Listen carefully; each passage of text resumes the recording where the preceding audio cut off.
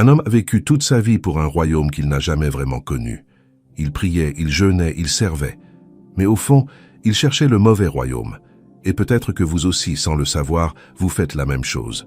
Depuis le commencement de son ministère, Jésus n'a prêché qu'un seul message central, répété avec une insistance qui devrait nous arrêter. Repentez-vous, car le royaume des cieux est proche. Pas la prospérité, pas le succès, pas la religion. Le royaume. Et si ce mot est au cœur de tout l'Évangile, alors le comprendre correctement n'est pas une option pour le croyant. C'est une nécessité absolue. Charles Spurgeon, ce grand serviteur de Dieu qu'on a surnommé le prince de la prédication, disait avec une franchise qui vous traverse jusqu'aux os: la plupart des hommes se font une image du royaume de Dieu qui leur ressemble, non pas une image qui ressemble à Dieu. Et cette phrase, mes amis, est une des plus douloureuses et des plus libératrices qu'un homme de Dieu ait jamais prononcée. Car voici la réalité que nous devons regarder en face aujourd'hui.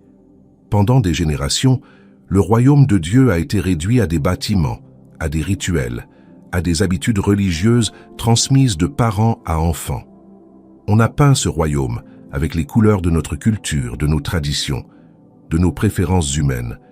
Et sans s'en rendre compte, on a fabriqué un royaume à notre mesure, au lieu de se laisser transformer par un royaume qui dépasse toute mesure humaine. Spurgeon enseignait encore que le plus grand danger spirituel n'est pas l'incrédulité déclarée, mais la foi mal dirigée. Croire en quelque chose que l'on appelle le royaume de Dieu, tout en vivant à des lieux de ce que Dieu entend réellement par ces mots, c'est une erreur aux conséquences éternelles.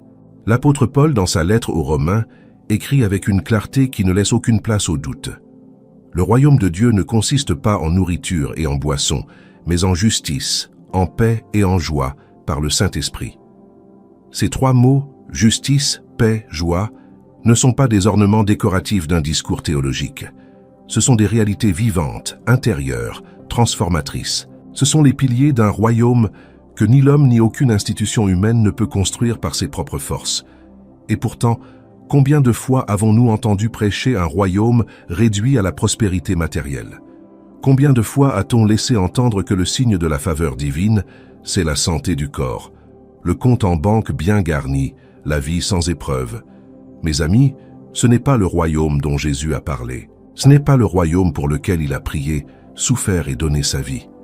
Jésus lui-même, dans l'évangile de Luc, a dit à ses disciples avec une gravité solennelle: « Le royaume de Dieu ne vient pas de manière à frapper les regards. On ne dira pas « il est ici » ou « il est là », car voici, le royaume de Dieu est au milieu de vous. » Cette phrase renverse tout ce que l'esprit humain tend à chercher, le spectaculaire, le visible, l'impressionnant. Le royaume que Jésus annonce ne s'affiche pas dans la grandeur des temples, ni dans la puissance des hommes d'autorité. Il prend racine là où le cœur accepte de se soumettre à la volonté du Père. Il grandit là où l'humilité remplace l'orgueil, là où le pardon vient à bout de la rancœur, là où l'amour véritable triomphe de la peur. C'est un royaume invisible aux yeux de ceux qui ne cherchent que les apparences, mais infiniment réel pour ceux qui ont les yeux de la foi. Spurgeon le disait avec une conviction qui faisait trembler les cœurs dans son assemblée de Londres: « N'allez pas chercher le royaume de Dieu dans les fastes de ce monde. Cherchez-le là où Dieu a choisi de l'établir, dans le cœur brisé, dans l'âme repentante, dans la vie rendue à Christ. » Et cette vérité, elle est aussi actuelle aujourd'hui qu'elle l'était au XIXe siècle, peut-être même encore plus nécessaire, parce que nous vivons dans un temps où les images et les apparences ont plus de pouvoir que jamais. Nous sommes bombardés de succès visibles, de bonheur affiché, de gloire humaine. Et si nous ne faisons pas attention, nous risquons de transposer cette logique du monde dans notre compréhension du royaume de Dieu. Nous risquons de chercher un royaume brillant, populaire, confortable, et de passer à côté du vrai royaume qui se construit dans le silence, dans l'obéissance, dans la croix. Si ce message touche quelque chose en vous, si vous sentez que vous avez peut-être vous aussi une image incomplète ou faussée du royaume de Dieu, alors je vous invite à rester jusqu'à la fin de cette vidéo. Ce que nous allons explorer ensemble va changer votre regard. Abonnez-vous à la chaîne pour ne manquer aucun message qui peut transformer votre vie spirituelle. Et si vous désirez approfondir votre intimité avec Dieu, nous avons préparé pour vous un e-book intitulé « 21 jours pour restaurer votre intimité avec Dieu, disponible dans le premier commentaire épinglé sous cette vidéo. Prenez-le, lisez-le et laissez Dieu faire son œuvre dans votre cœur. Pour comprendre ce que le royaume de Dieu est vraiment, il faut d'abord comprendre ce qu'il n'est pas. Et cette distinction, mes amis, n'est pas une simple question académique. C'est une question de vie ou de mort spirituelle.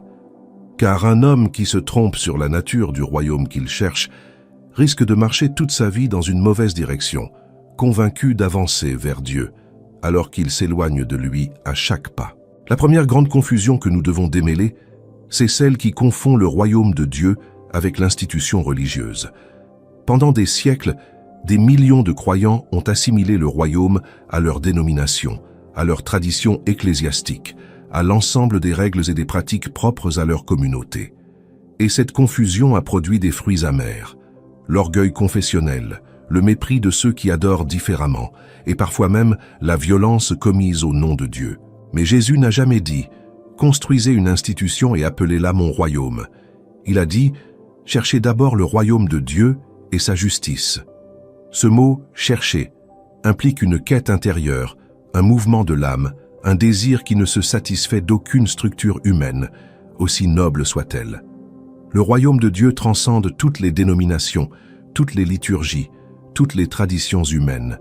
Il les traverse parfois. Il les habite quand elles sont soumises à l'esprit, mais il ne s'y réduit jamais. La deuxième confusion, tout aussi dangereuse, est celle qui associe le royaume de Dieu à une nation, à un peuple, à une culture particulière. Cette erreur a une longue histoire.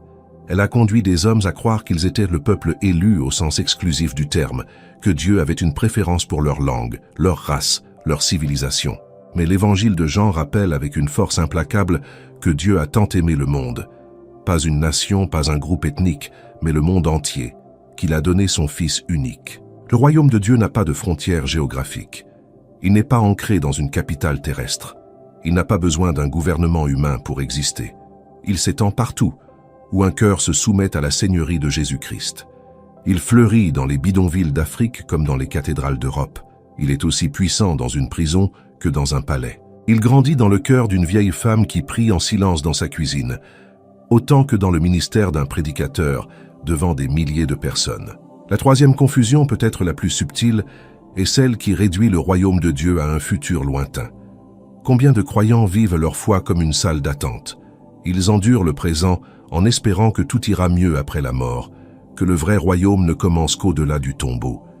Et il y a une part de vérité dans cela. Oui, la plénitude du royaume s'accomplira dans l'éternité. Mais Jésus n'a pas prêché un royaume uniquement futur.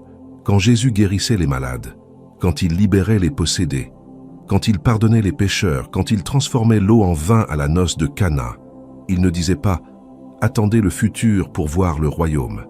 Il disait, par chacun de ses actes, « Le royaume est là maintenant en moi autour de vous, accessible dès aujourd'hui ».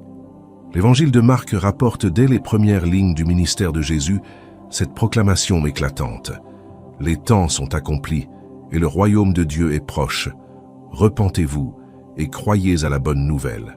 Ce royaume est déjà là, partiellement accompli dans la vie de tous ceux qui ont reçu le Saint-Esprit, qui vivent dans l'obéissance à Christ, qui portent des fruits d'amour, de patience et de sainteté. Et ce royaume s'accomplira pleinement lors du retour glorieux de Jésus.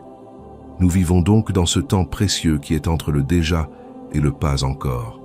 Un temps de tension, de foi active, d'espérance vivante. Et cette compréhension change tout dans la manière dont nous vivons notre foi au quotidien. Si le royaume de Dieu est uniquement futur, alors rien de ce que nous faisons ici-bas n'a vraiment d'importance éternelle. Mais si le royaume est aussi présent, si chaque acte d'amour, chaque parole de vérité, chaque geste de miséricorde construit quelque chose qui a une valeur aux yeux de Dieu, alors notre vie entière devient une participation active au royaume. Chaque journée devient une occasion de manifester la réalité d'un royaume qui n'est pas de ce monde, mais qui agit puissamment dans ce monde. L'apôtre Paul, dans sa première lettre aux Corinthiens, l'affirme avec une autorité apostolique. Le royaume de Dieu ne consiste pas en paroles, mais en puissance, pas en beaux discours, pas en théorie bien construite, pas en débat théologique sophistiqué, en puissance, la puissance de vie transformée. la puissance du pardon accordé là où la rancœur semblait inamovible, la puissance de l'espérance maintenue là où tout invitait au désespoir. C'est cette puissance-là qui prouve que le royaume de Dieu est réel, vivant et à l'œuvre dès maintenant dans le cœur de ceux qui lui appartiennent. Si le royaume de Dieu n'est ni une institution, ni une nation, ni un simple futur lointain, alors il faut poser la question avec toute la sincérité que cette vérité mérite. À quoi ressemble vraiment le royaume de Dieu? Et plus important encore, à quoi ressemble-t-il dans une vie concrète, dans une journée ordinaire, dans les décisions que nous prenons sans que personne ne nous regarde? Jésus a répondu à cette question non pas avec des définitions abstraites, mais avec des images simples, tirées de la vie de tous les jours, capables de traverser les siècles sans perdre un gramme de leur force. Il a parlé d'une graine de moutarde, si petite qu'on pourrait la confondre avec un grain de poussière, et pourtant capable de devenir un arbre assez grand pour que les oiseaux du ciel viennent s'y abriter. Il a parlé d'un levain qu'une femme mélange à une grande quantité de farine et qui fait lever toute la pâte. Ces deux images disent la même chose avec une profondeur qui devrait nous arrêter net. Le royaume de Dieu commence toujours petit. Il commence là où personne ne regarde. Il commence dans le secret, dans l'humilité, dans ce qui semble insignifiant aux yeux du monde. Et c'est précisément là que réside l'un des plus grands scandales de l'Évangile. Dieu choisit l'invisible pour accomplir l'éternel. Pensez à Abraham, appelé à quitter sa terre sans savoir où il allait. Pensez à Moïse, un berger solitaire dans le désert, appelé à libérer tout un peuple. Pensez à David, le plus jeune des fils de Jessé, ignoré de tous jusqu'au moment où Dieu l'a désigné roi. Pensez à Marie, une jeune femme inconnue dans un village sans gloire, choisie pour porter dans son sein le Sauveur du monde. Dans chaque cas, le royaume de Dieu a commencé dans ce que le monde appelle le rien, pour produire ce que l'éternité appelle tout. Et cette logique divine n'a pas changé. Elle est encore à l'œuvre aujourd'hui. Le royaume de Dieu grandit dans la prière silencieuse d'une mère qui intercède pour ses enfants perdus. Il grandit dans la fidélité discrète d'un homme qui choisit l'intégrité là où le mensonge aurait été plus facile. Il grandit dans le pardon accordé à celui qui a blessé, dans la générosité offerte à celui qui ne peut pas rendre, dans la patience gardée là où l'impatience aurait été compréhensible. L'évangile de Matthieu rapporte une parole de Jésus qui devrait résonner longtemps après qu'on l'ait entendue. « Heureux les pauvres en esprit, car le royaume des cieux est à eux. » Voilà le paradoxe magnifique du royaume de Dieu. Ce n'est pas aux forts qu'il appartient, mais aux pauvres en esprit. Ce n'est pas aux savants qu'il est révélé en premier, mais aux simples. Ce n'est pas aux puissants que ces portes s'ouvrent le plus facilement, mais à ceux qui ont compris qu'ils n'ont rien à offrir à Dieu sinon leur propre indigence. Être pauvre en esprit, ce n'est pas être faible de caractère. Ce n'est pas manquer de conviction ou de discernement. C'est avoir compris au plus profond de soi que sans Dieu on n'est rien, qu'on ne peut rien, qu'on ne vaut rien de ce qui compte vraiment pour l'éternité. C'est cette reconnaissance-là qui ouvre la porte du royaume. Non pas nos mérites, non pas nos performances religieuses, non pas le nombre de nos bonnes œuvres, mais la pauvreté humble de celui qui dit « Seigneur, j'ai besoin de toi ». C'est pourquoi tant de gens intelligents, cultivés, religieusement actifs, passent à côté du royaume. Non pas parce qu'ils sont mauvais, mais parce qu'ils sont trop pleins d'eux-mêmes pour avoir de la place pour Dieu. Ils arrivent devant le Seigneur les bras chargés de leurs accomplissements, de leurs titres, de leurs années de service. Et ils ne réalisent pas que ces bras trop pleins sont précisément ce qui les empêche de recevoir le don gratuit du royaume. Jésus a illustré cette réalité avec une parabole saisissante dans l'évangile de Luc, celle du pharisien et du collecteur d'impôts qui montent au temple pour prier. Le pharisien, debout, remercie Dieu de n'être pas comme les autres hommes. Il énumère ses jeûnes, ses dîmes, ses observances religieuses, et à côté de lui, le collecteur d'impôts n'ose même pas lever les yeux vers le ciel. Il se frappe la poitrine et dit simplement « Dieu, sois apaisé envers moi, qui suis un pécheur ». Et Jésus conclut avec une phrase qui devrait briser tout orgueil religieux. C'est le collecteur d'impôts et non le pharisien qui est retourné chez lui justifié. Car quiconque s'élève sera abaissé, et quiconque s'abaisse sera élevé. Voilà la logique renversée du royaume de Dieu. Une logique qui dérange, qui bouscule nos hiérarchies humaines, qui remet à leur place nos certitudes religieuses, et qui recentre tout sur la grâce souveraine d'un Dieu qui choisit les humbles pour confondre les orgueilleux. Il y a une vérité que nous devons maintenant regarder avec toute la lucidité que la foi exige. Nous avons vu que le royaume de Dieu commence petit, qu'il appartient aux humbles, qu'il renverse les logiques humaines. Mais il y a une question que beaucoup n'osent pas poser, de peur de la réponse. Est-ce que le royaume de Dieu a un prix? Est-ce qu'il coûte quelque chose d'y entrer, d'y demeurer, d'y grandir? Et la réponse de Jésus est sans ambiguïté. Dans l'évangile de Matthieu, il raconte la parabole du marchand qui cherche de belles perles. Quand il en trouve une d'une valeur incomparable, il s'en va, vend tout ce qu'il possède et l'achète. Une seule perle. Tout le reste vendu. Et Jésus dit, « Il en est ainsi du royaume des cieux. » Ce n'est pas une invitation à une adhésion superficielle. Ce n'est pas une proposition que l'on peut accepter à moitié. Le royaume de Dieu demande tout, pas une partie. Pas ce qui reste après que nous avons satisfait nos autres priorités. Tout. Cette exigence dérange. Elle a toujours dérangé. Elle a fait rebrousser chemin au jeune homme riche de l'évangile de Marc, qui s'en est allé tout triste parce qu'il avait de grands biens. Elle a semblé dure aux disciples eux-mêmes, qui se demandaient entre eux, « Mais alors, qui peut être sauvé ?» Et Jésus leur a répondu avec une douceur mêlée de fermeté, « Ce qui est impossible aux hommes est possible à Dieu. » Car voici ce que cette exigence du tout ne signifie pas. Elle ne signifie pas que nous devons être parfaits avant d'entrer dans le royaume. Elle ne signifie pas que Dieu attend que nous ayons tout réglé, tout purifié, tout mis en ordre dans notre vie avant de nous accueillir. Ce que Dieu demande, c'est que nous lui donnions la première place, pas la deuxième après notre confort, pas la troisième après notre réputation, la première, souveraine, absolue. Et quand Dieu a la première place, quelque chose de remarquable se produit. Les autres places se réorganisent d'elles-mêmes. La famille, le travail, les relations, les ambitions, tout prend sa juste proportion quand le royaume de Dieu est au centre. C'est ce que Jésus voulait dire quand il affirmait « Cherchez premièrement le royaume de Dieu et sa justice, et toutes ces choses vous seront données par-dessus. » Non pas que Dieu nous donne tout ce que nous désirons, mais qu'il ordonne notre vie d'une manière que notre sagesse humaine serait incapable d'organiser. Mais entrer dans le royaume implique aussi quelque chose de plus profond encore, une transformation intérieure radicale. Jésus l'a dit à Nicodème, ce chef religieux qui venait le voir de nuit, dans une conversation qui reste l'une des plus importantes de tout le Nouveau Testament.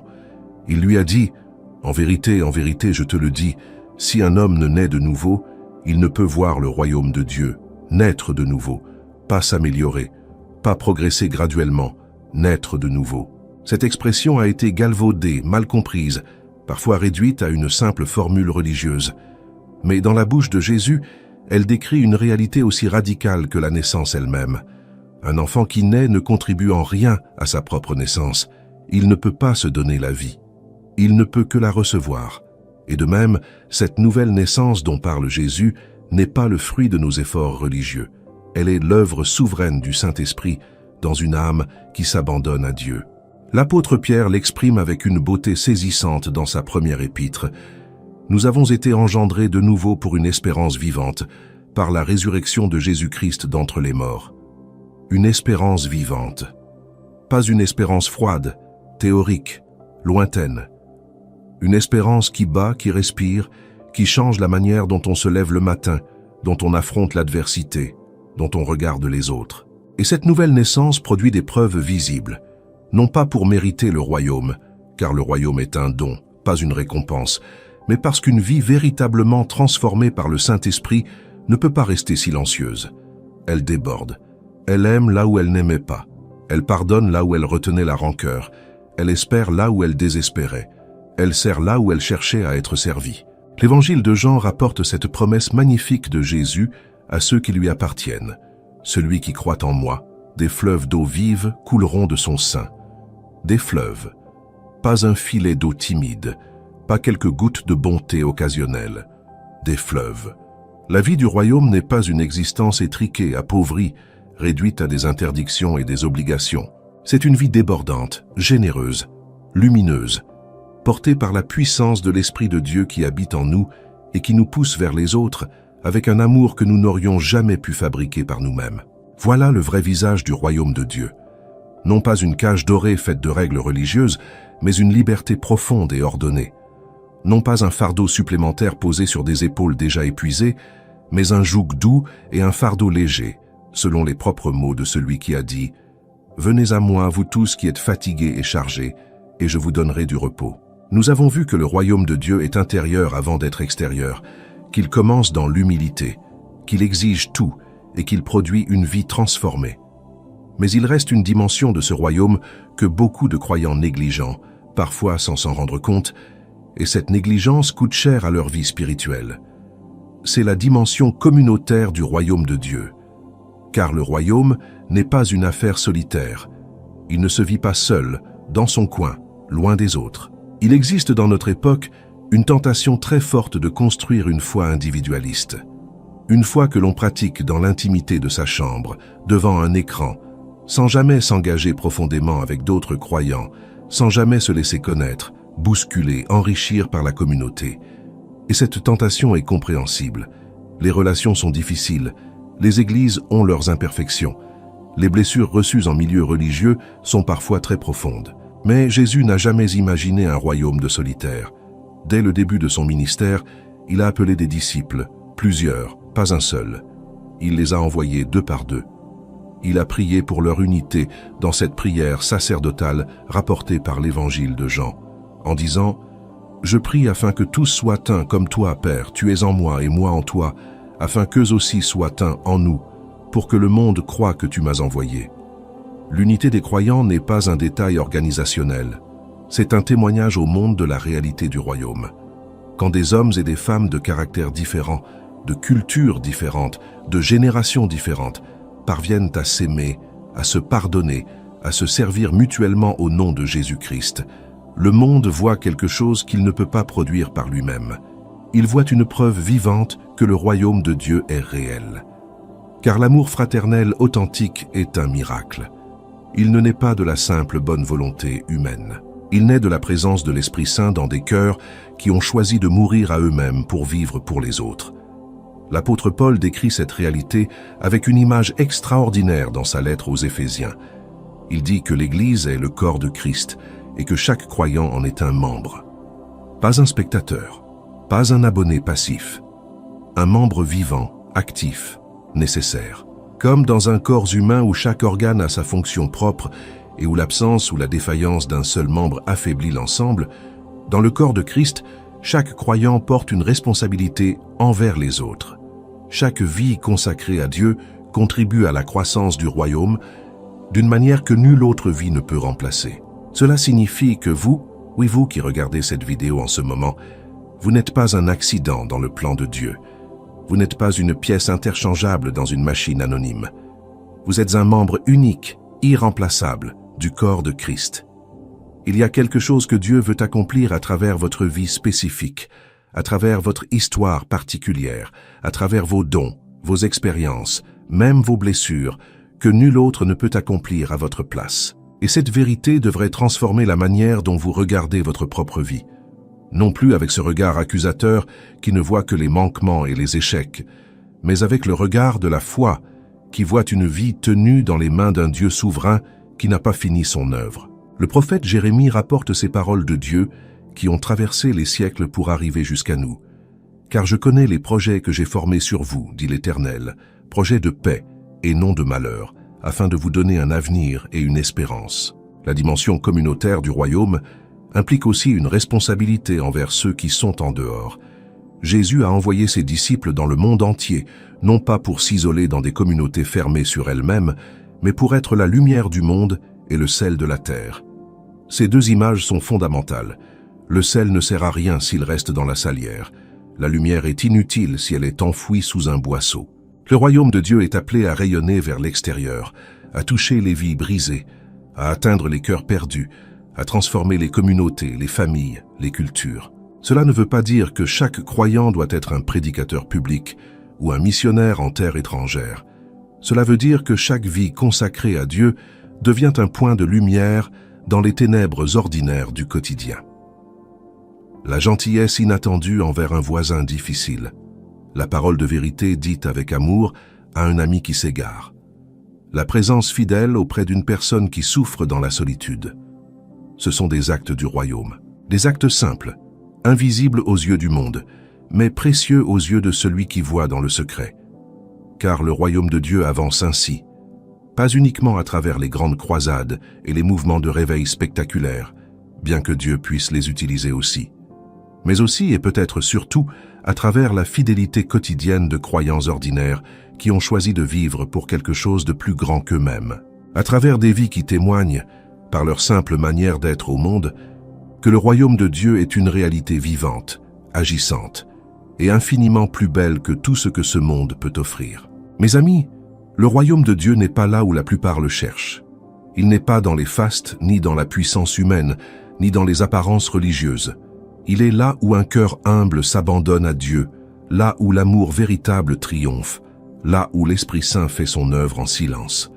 Que ce message allume en vous un désir renouvelé de chercher ce royaume avec toute votre âme. Si cette vidéo vous a touché, abonnez-vous à la chaîne, aimez ce contenu, laissez un commentaire et continuez avec les prochaines vidéos qui apparaîtront à l'écran. Et si vous désirez approfondir votre intimité avec Dieu, notre e-book 21 jours pour restaurer votre intimité avec Dieu vous attend dans le premier commentaire épinglé. Que Dieu vous bénisse abondamment.